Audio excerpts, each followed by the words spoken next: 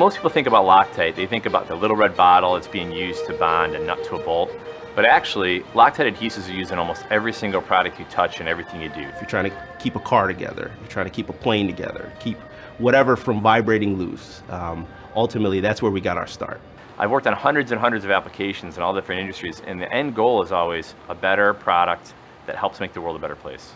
When we went to go do this test, we really wanted to figure out something that was bold, that would essentially show speed, strength, and resiliency. We're going to try and pull the train using just adhesive.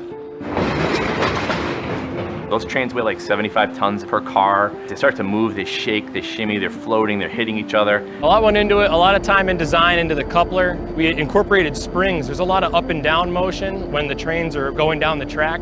So we had to incorporate some room for these to move, because 208 tons is a lot of weight on a 3 by 12 inch bonded assembly.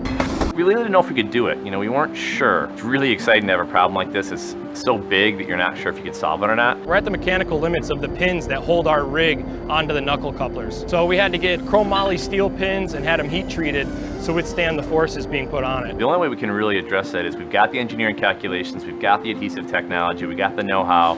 Now we're gonna have to rent a train, go out there and try it. It's a very, very challenging feat. We're not sure this is gonna work. Even though we've run the calculations, sometimes they don't extrapolate to the real world.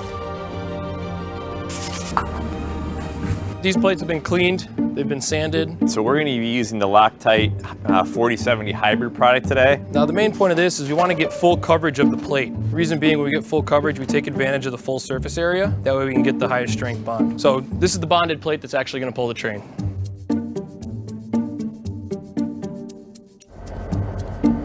I'll be nervous up until when the train starts to move. Once the train starts to move, I think that'll all kind of go away.